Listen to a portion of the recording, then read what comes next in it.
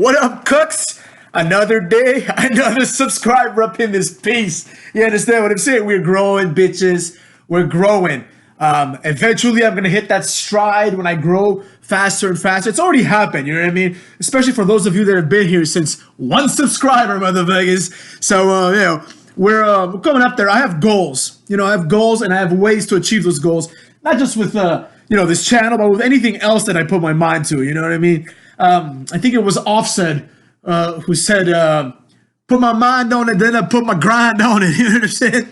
I think it's the song Ric Flair Drip Go Woo on a bitch. But anyways, before we get started with today's video, it's time for a subscriber shout out. Whoop whoop up in this piece. All right. 2 days ago, a new subscriber, PlayStation Guy 85. Welcome aboard, motherfucker. I'm a PlayStation guy myself. It seems you like Resident Evil over here, so you're probably looking forward to that remake. I know I am up in this, Resident Evil 2 remake was tight. Who else we got? We're going up here, up. Mr. Unknown, new subscriber. What's up, Mr. Unknown? You're an unknown guy, so I got nothing more to say, but welcome aboard, snitch. What else we got here? We have, here he is. New subscriber, Marcel02. Looks like he's got a picture of, I think, Eazy-E. I can never tell the NWA apart. Then we got Nabishin07, motherfucks. I like Japan. Not really a huge fan of anime, but I'm a big fan of Japan. So Nabishin, if you are Japanese, good for you, man. I hope you don't like Nakamura, though. Next up, we got Raymond McMichael up in this. Another new one. And Amit Patel. Amit Patel. Here's a fun fact, Amit Patel. In the town of Edison, New Jersey, they say if you throw a rock, you're going to hit a Patel. You know what I'm saying? So if you're from Edison, New Jersey, that'd be great. More likely than that, you're from like England or India or something. So doesn't matter. We love everybody around these parts. Who else we got? And we have Yusuke Knight. Yusuke Knight, motherfuckers. Yusuke Knight. Another potential Japanese guy. We love Japan up in this. I spent 2 weeks. I spent a week in Hong Kong and Tokyo last year combined. And I spent 2 weeks in, sorry, what am I saying? I spent 1 week in Bangkok and Hong Kong combined, like 3 days and 4 days. And then 2 weeks in Tokyo. And it was one of the best times of my life. I love Japan. I love the people there. All my stereotypes that I had in my mind were wrong. I thought they were boring and xenophobic. And maybe they are xenophobic, but I couldn't give a shit. They were nice to me. I would want me out of my country as well if I was a tourist in said country. So Yusuke Knight, welcome aboard, motherfuckers. All right. Now, by popular request, I forget who it was. I don't remember exactly who it was. I'm sure I'll figure it out here somewhere.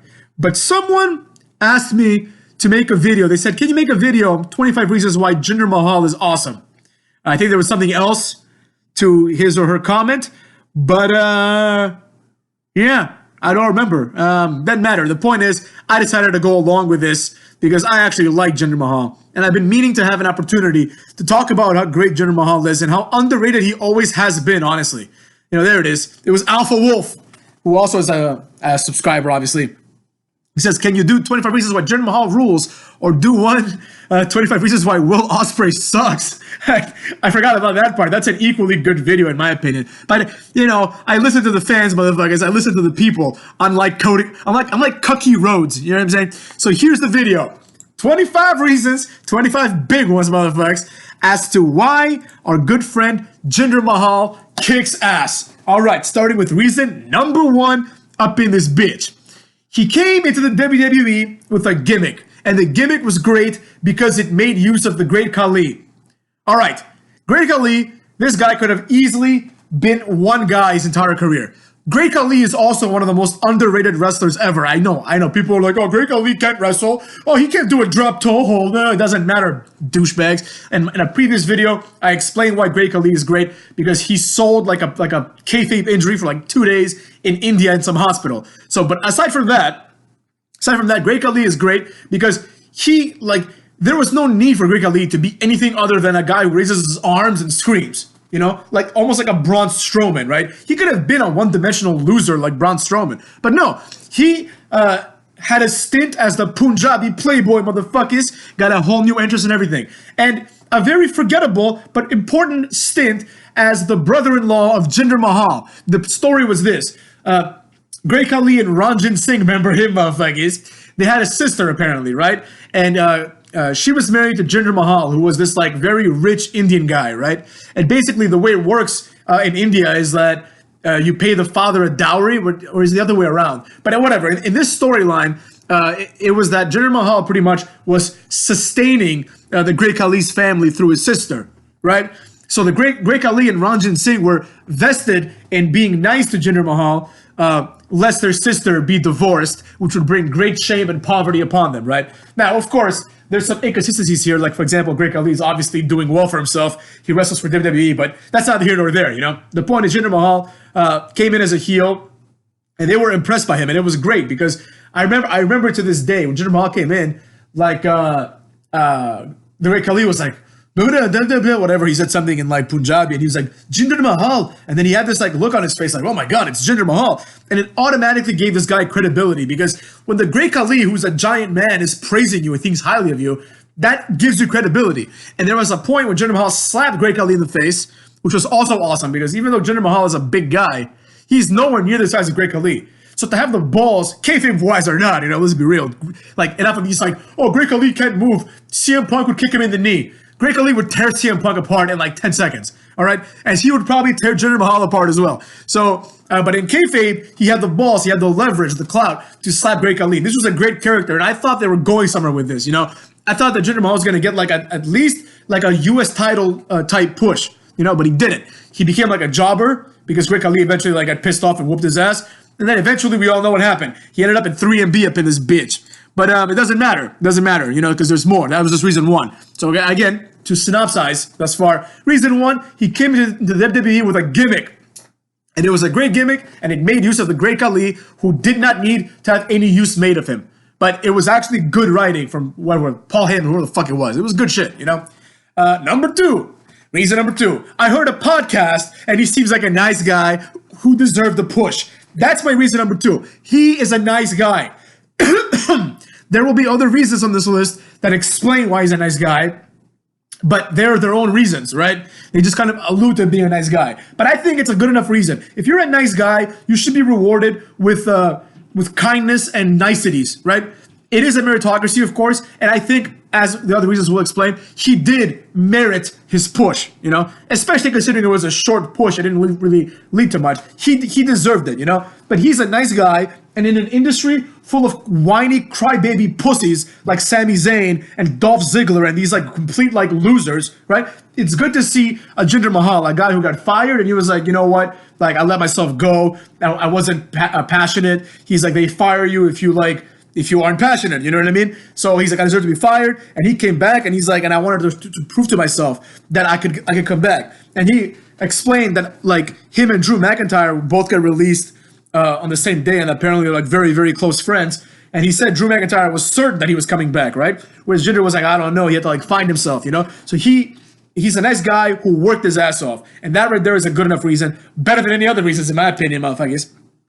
Number three, the reason everyone knows. He came back looking stronger and better than ever. Now, I know what everyone's thinking. Oh, he has gyno. He must be doing steroids. That's right, motherfuckers. He is doing steroids. And I would never, well, maybe he's not. Who knows? I hope he's not, right? But, you know, the evidence seems to suggest that he is probably on something. Now, I would never encourage steroids, but I will say this. You know, he understands what it takes to get to the top.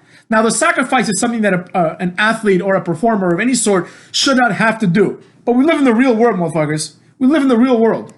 Or so we did. Maybe nowadays where everyone's like, oh, all PC, like everyone can do whatever they want, you know? But we lived in a real world where people had to make sacrifices, sometimes to their health, and worse, to their dignity sometimes, in order to achieve their dreams. And his dream, like the dream of every other little boy who grows up liking wrestling, is to be WWE champion, right? Ideally at WrestleMania, but primarily become WWE champion. And he achieved it, you know? And I give him props for that. Like, I don't know him personally, but I do think that, you know, if you're doing steroids, you're probably like continuously are thinking, oh man, maybe I should be doing this. It's probably bad for me, you know? But he did it anyways, and it worked. He did it, and it got the result that it needed to get. Because there's plenty of people that do steroids, like Chris Masters, right? That don't look nearly, and he looked great. He was one of the good ones, but don't look nearly as jacked as Jinder Mahal. The way Jinder Mahal looked when he came back was otherworldly, man. That was one of the best physiques in the history of physiques. I'm not even joking. That was insane. So I give him props for that, even though I'm not a fan of drugs or steroids, motherfuckers. All right, reason 4, motherfuckers. He was able to get re-signed very, very quickly. A very quick turnaround. The people that stuck out to me were him, not Drew McIntyre, but him, Heath Slater was always there. Him and Kurt Hawkins. You know what I mean? These guys were gone for a cup of coffee, and then they were back immediately, right? This indicates that WWE understands that at the very least, there is stock in holding these people here. Because Kurt Hawkins, even though like he's a jobber, right? He's someone that has enough charisma where he could go to like New Japan and become a star. He really could. I know people are like, oh, what are you talking about? He could. The same way that Lance Hoyt, who was Vance Archer, he was a jobber in WWE too. He was in fact in a tag team with Kurt Hawkins. And he was like, in that tag team, he was the second guy. Kurt Hawkins was like the number 1 guy in that tag team, you know? So it wouldn't be inconceivable for Kurt Hawkins to go to like New Japan or AEW or something, right? And it's better to pay him his whatever, $500,000 a year, whatever the fuck they pay him, right? Because I think he's one of those contracts. You pay him his $500,000 a year, right? Problem solved. He's not signing with anyone else. He's good to go, you know? So, like, there you have it, right? Versus, like, running the risk of, for example, him going to TNA like Drew McIntyre did, becoming a bigger star, then making, like, kind of noise and, like, evolve in, like, in England or whatever the fuck, right? And then now you're like, oh, shit, now I might have to pay a premium for Drew McIntyre now, you know? You never know. Sometimes you have to hold people there just in order to see if you have something like Apollo Crews, right? Like Apollo Crews, I don't think they have any plans with him whatsoever. But the facts are what they are. They understand that if Apollo Crews leaves, he will be TNA champion, man. He will be on the same level as Pac, and why wouldn't he? You know what I'm saying? It's the same career trajectory. You have a hot NXT run, and then you become a jobber on the main roster. So why wouldn't he, you know? Like, they would push him, so why not just pay him $500,000, which is like nothing for the deep pockets of WWE, instead of having him screw you over in the future. You understand what I'm saying? There's a method to this, motherfuckers, and that method is what it is. You know, he explained. Not he explained. Who the fuck is he? But basically, Jinder Mahal, unlike these other people, he was let go, and then immediately they're like, no, we need this guy back, right? Because they realized that there is potential here. And this potential was, of course, further realized when Jinder Mahal was made WWE champion, but we will get to that. But first, motherfuckers, reason 5, my personal favorite. He is not, actually, no, my second personal favorite. He is not a pussy, all right? This is a very, very important reason, you know? There's a lot of pussies out there, and Jinder Mahal clearly is not one. He's willing to put his health on the line with steroids, well, allegedly, right? He's willing to, like, go out there, right? Even though he knows the fans won't like him, right? And he knows that, like, they won't like him for the wrong reasons. It's not like they won't like him because he's a heel. They won't like him because there are a bunch of smart beards who think that, like, unless you paid your dues in the indies, you don't deserve to be, like, in any position of power. You know, he's not a pussy, man. He looks like a real man, and he wrestles like one. So, shout out to Jinder. You understand me? Reason number 6. He is a credible champion. You know, a lot of people were like, oh, this guy's not credible because he was a jobber for so long. So, who gives a shit? I would argue that being a jobber in WWE is much better than being like some sort of quasi-main eventer in like ROH 15 years ago. You know, oh, Kevin Owens won the ROH title. So what? He's like Daniel Bryan, all these guys, they would come in as like occasional like hometown jobbers and job to like Jamie Noble. Then they go to like ROH in front of 30 people and people be like, oh, the best wrestler in the world. You know? So it doesn't matter. The hierarchy is what it is. Like if you're in WWE, you're presented as superior to every other wrestler.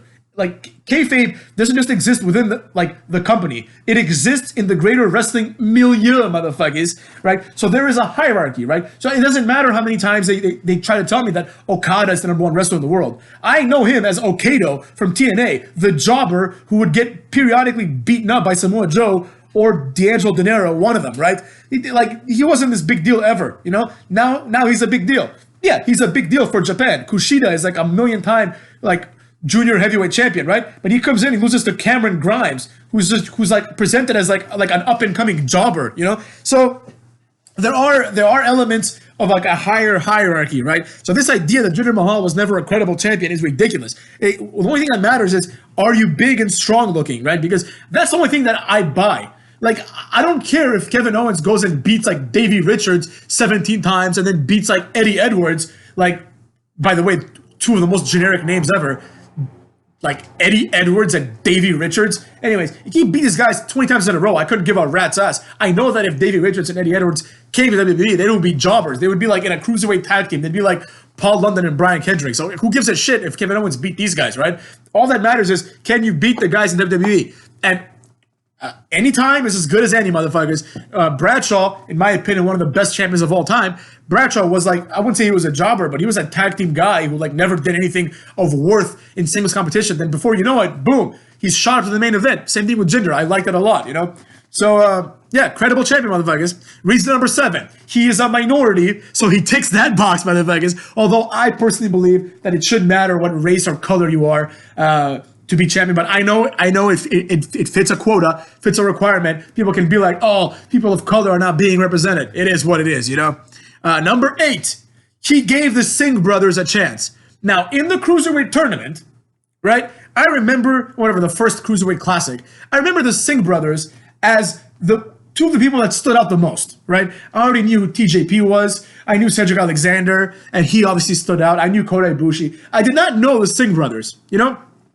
And their story stood out in that, like, their grandpa was blind, and, like, I think he's in India, back in India, and he couldn't see their match, but he could hear it. You know, like, it was a very heartwarming story, number 1. Number 2, they actually had a gimmick. They were the Bollywood boys, which I like as a gimmick because I am all about breaking stereotypes, even though I know the Bollywood boys is a stereotype, right? It's not this, like, foreign heel type stereotype. It's like a comedy stereotype, you know? It's like they like to have fun, but they still are Indians, so they have to have some sort of Indian gimmick because, you know, hashtag wrestling, motherfuckers. But I really appreciated that. I appreciated that they had a gimmick, right? Because you would watch the Cruiserweight Classic and there was 3 kinds of wrestlers, right? Either people that were former WWE, like, quote-unquote stars, like Tajiri and Brian Kendrick and things like that, right? That was one category. Category 2 was virtual unknowns, right? Or perennial jobbers in other federations, whose gimmicks were all the same. They wrestled all around the world, and they're very talented, right? And then there were the Singh brothers, the Bollywood boys, who actually had a gimmick. They were the Bollywood boys, which I thought stood out. I knew they weren't going to win, but I thought because of that gimmick, they would make it a little bit further. They did. I think they both lost like in the first round. Who gives a shit? It is what it is, but he gave them a chance, and like they got signed, presumably because of him. And they were put in the main roster. So good for them. Hopefully that turns into something one day, motherfucker. Maybe when he comes back. Number 9. Reason number 9. He has a legitimate finishing move, and legitimate finishing moves are what drive wrestling. Do you understand me? That's all that matters to me. Do you have a moveset? And is your finishing move a cool move? And the Kalash is a cool move, and it was a new move to go along with his new persona of serious heel championship contender. So he understands wrestling, and whoever was behind it understood it. Now, is the Kalash the best move ever? No, but it's good enough. It's an impact lifting finisher for a big guy, and that's what matters. Reason 10, he is great on the mic, motherfuckers. I don't care what people say. He is great on the mic. He's better on the mic than Sami Zayn. You know, like way better, right? He comes out there, he cuts like a angry heel promo, speaks in Punjabi for a little bit, yells at the crowd, does his shtick. Now, I'm not saying he's The Rock or anything like that, but he's great on the mic, everything considered. Like, if you were to tell someone 5 years ago, Jinder Mahal will one day be WWE champion, no one would believe you at all, number 1. And 2, no one would ever think that this guy would have what it takes to even remotely carry, like, the most important title, basically. You know? He also beat Baron Corbin, who cashed in his money in the bank, which is a big deal, in my opinion, as well. Reason number 11. He's got a great heel face and great facial expressions. Jinder Mahal is the perfect face for a bad guy. He just looks like fucking Jafar from Aladdin, you know what I mean? He has that scowl and that like bigger nose and this like always angry thing. It's perfect, you know? Like it's fantastic to me. I like it a lot. Reason number 12, motherfuckers. He was the only guy at the time when he got his push deserving of a push.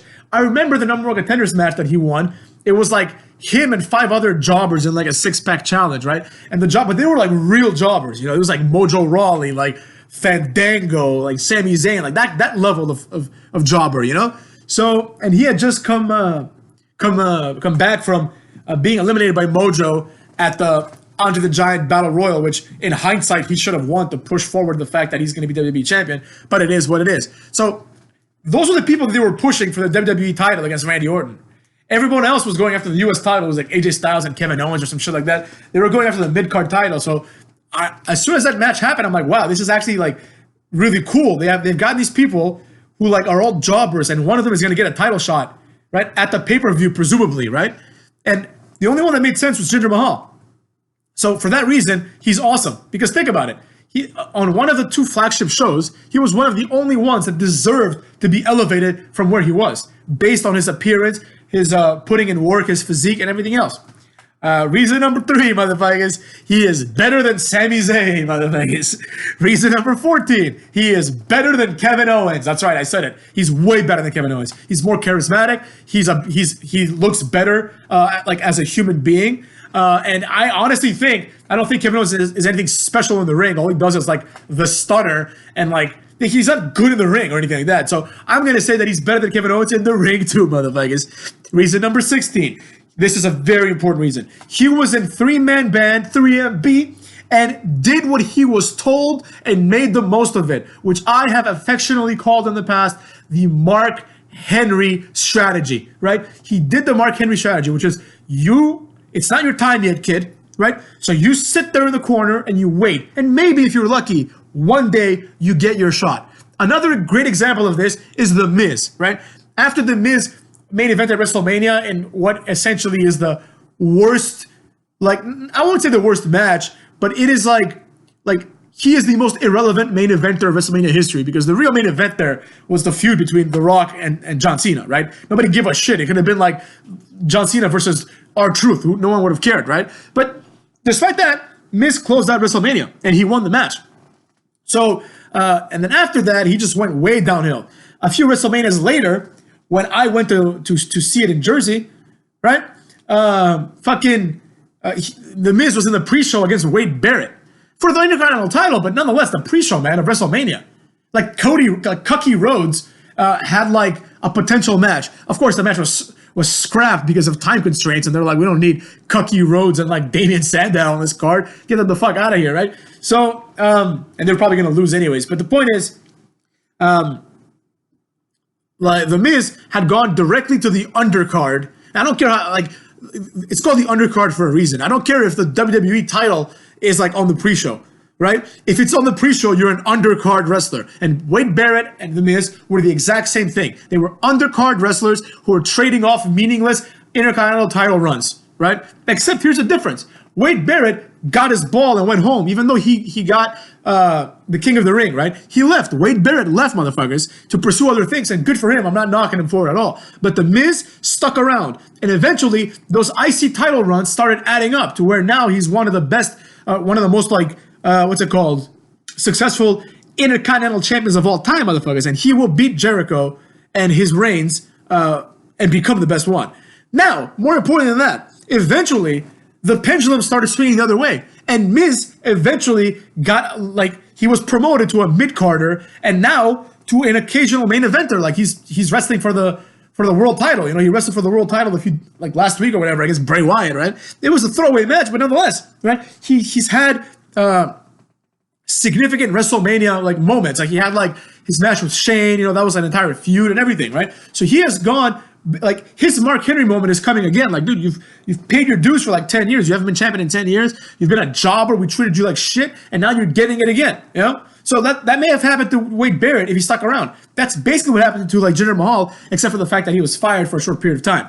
So I dig that, motherfuckers. And the best example of that is Jinder Mahal being in 3-man band, because that has Jobber Act written all over it. And in many ways, it has Jobber Act that will never, ever, ever get over, and also Jobber Act that you can never recover from and have a serious career afterwards. Luckily, he did, and Drew McIntyre did for a while, but now he's a jobber again, so who cares? So that's a big reason, in my opinion. Reason number 17. In a podcast that I heard, he put over the Big Show as one of the greatest big men of all time, and he is right. Big Show is not one of the biggest big men of all time. He is the biggest big man of all time, unless you count like Kane and Undertaker, which I really don't. Like Undertaker was never treated as like quote unquote a big man. You know, he was just like a tall guy, like the same way that I don't know who's another tall guy that's not treated like a big man, like Nathan Jones, I guess, like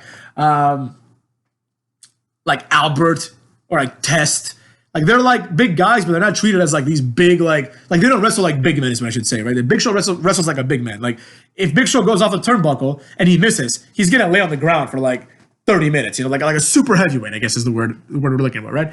So he put him over and that was great. And the story that he told was Big Show like pretty much let Jinder Mahal slam him, right? So Jinder could show off his strength. That was awesome. He put over the Great Khali. That's reason number 18. We kind of talked about that, but he put over the Great Khali as being like underrated, and I agree with him as well.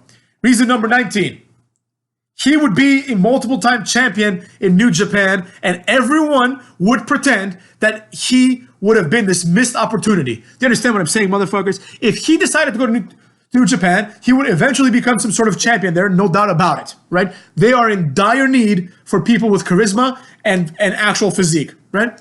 So, and then when that happened, people would be like, oh, Vince completely misused Jinder Mahal. Jinder was a star waiting to happen. But because he didn't go to New Japan and instead went back to the E, you know, he's just seen as this non-deserving guy. It's the most ridiculous thing ever, you know? If you can sit down and legitimately explain to me why Juice Robinson or Lance Hoyt are better than Jinder Mahal, I will be glad to listen, right? Otherwise, I don't give a fuck, man.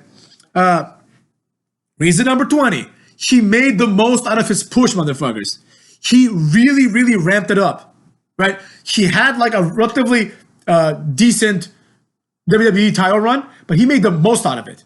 Like, completely made the most out of it. And eventually, this culminated with him winning the US title at WrestleMania, which is arguably almost as good of an accomplishment than having like a mediocre title run, because it showed that like, all right, like not only did they make him WWE champion, but they have some faith in not turning him into a jobber again. You know, so hopefully when he comes back, this injury that he had, I think is the best thing that could have happened to him before he went into jobber oblivion again.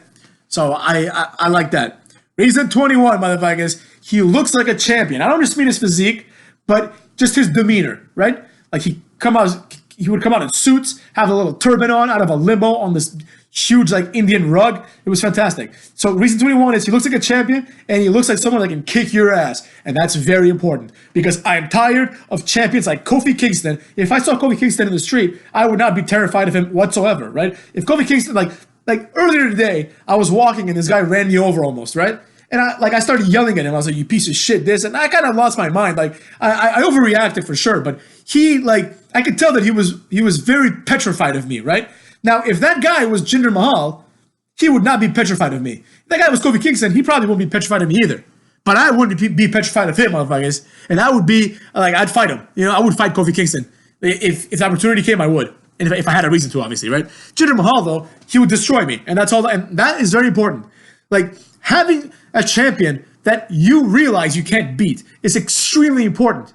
If I think I can beat up Sami Zayn or Kofi Kingston, right? Well, how can I believe that he has any chance at all against like a Lashley or something like that, or a John Cena? It is preposterous. So Jinder Mahal gets points just by virtue of the fact that he looks like someone that can beat up anyone on the roster. Now, of course, we know, obviously through logic, that he cannot beat up like Lashley or Brock Lesnar, or like Brock Lesnar's like a once in a billion human. You know, he's an otherworldly creature. So probably no one can beat up Brock Lesnar, right? But at least it's believable that if you see John Cena, it is believable that he would have a chance against Brock Lesnar. You see Kofi Kingston, people are like, I can't believe Kofi lost in 5 seconds. That's what would happen in real life, right? Just looking at them, and like you know that Brock would destroy him. But even if you didn't know that, even if Brock was just a big guy with no like fighting training, right? That's still what would happen. Kofi Kingston is so small that Brock Lesnar shouldn't have any problems just destroying him completely, right? And that's the problem you run when you give the belt to Kofi Kingston, who is not a bad wrestler by any stretch of the imagination. But the problem is that you then leave the door open for these kind of squash matches. I remember when Gregory Helms was Cruiserweight champion, he would have matches with Chris Benoit. And he was the Cruiserweight champion, which was a jobber title. But he would have competitive matches because Chris Benoit, even though he was the world champion who won it at WrestleMania, beating two of the GOATs, Shawn Michaels and Triple H, right? Despite that, he's a smaller guy. So it's understandable that someone like Gregory Helms would have a chance against him, right? Whereas Rey Mysterio, when he was world champion, he's a small guy. Great Khali and Mark Henry would destroy him. You know what I mean? Because it made sense, right? You got to think long term in this bitch. Now, reason 22 why he's awesome. Having him job to the likes of Sami Zayn and the likes of like fucking who else, like Heath Slater, right? Having him job to these people, which is what other people want to happen to him, is so retarded and unrealistic that one should only laugh.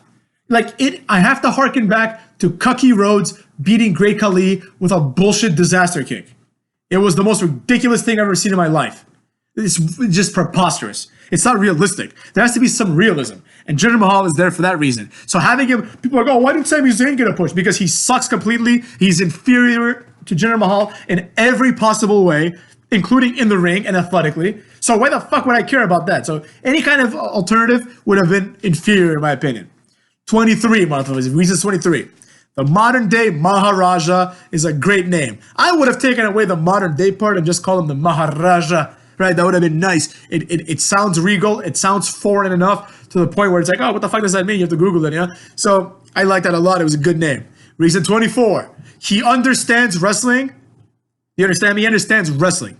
He gets it. And when he explained what Great Khali did in selling his kayfabe injury, right, we learned that this guy really got wrestling. He understands what needs to be done. And that, I alluded to it earlier, the steroid thing. That was awesome, you know? You know what I mean? To his credit, right? Like that he probably shouldn't have done it, but you know, he did, and it was good. And reason 25, my favorite reason of all time. One time, I was hanging out with a friend, but we were busy. We were like doing some sort of work type activity, right? And I had just signed up for this meal plan thing, right? I forget what it's called, like nutritional solutions or something. It's the one that Jinder Mahal had signed up on too as well, right? Because I'm like, yeah, I want to be like Jinder, you know what I'm saying? So I was with my friend, and like I get this phone call, right? I'm like, what the fuck? I didn't really notice it, so I didn't answer. And then I see a text message, and it's from Nutritional Solutions. They're like, stay on the line, and you will be called by Jinder Mahal. I was like, all right, this is obviously some sort of joke or a mistake. So I put my phone down. Then I get a phone call. I answer the phone. Guess who, motherfuckers? Jinder Mahal, while he was WWE champion, right? He's like, hi, this is Jinder Mahal. Am I speaking to the hater? I'm like, yeah, this is the hater. He's like, oh, what's up? He's like, I know, I saw that you like signed up for our meal plan, right? Because in the website, when you sign up for it, there was a thing. It's like, how'd you hear about us? And I heard about it through a podcast. And like, I think it was a Jericho podcast or something, right? But the guest was Jinder Mahal. So like, I was like, oh, the Jericho podcast with Jinder Mahal. So I guess they figured I'd like to hear from Jinder Mahal. And he called and he's like, and it wasn't some bullshit like, hey, thanks, we really appreciate it. It wasn't like that. I mean, like, obviously that was part of it too, but he was really cool about it. And I actually hung up on him. You understand what I'm saying? Like, I'm like, this can't be real. I'm like, you sound just like Jinder Mahal. He's like, it is real. He's like, go on Instagram. I don't have Instagram because I'm not a nerd, but like, he was like, go on Instagram and like, you'll see that like I'm in the office today. I'm like, oh, cool. Like, that's really nice, man. And he's like, yeah. He's like, so what are your fitness goals? And he wanted to like actually have a conversation. Right, probably try to upsell me on something, maybe. Who knows, right? But he wanted to have a conversation. I was like, look, man, I gotta go, right? He's like, all right, thanks a lot, man. And I was like, congratulations, like on your title. He's like, thank you, man, I appreciate it, right? And he was the nicest guy he could have been, you know? Totally chill, like a really cool dude. So that's reason 25, and my favorite reason. He's the only wrestler that I've spoken to like on the phone, and honestly, in reality, because I've been to like the Ric Flair meet and greet, but he wasn't really talking to anybody. He was just like, hey, how you doing? You know, like shake your hand. Like Jinder Mahal was like willing to have a conversation, you know? So I give him props. I like Jinder Mahal and I like all my fans. So that's why I do these videos, motherfuckers.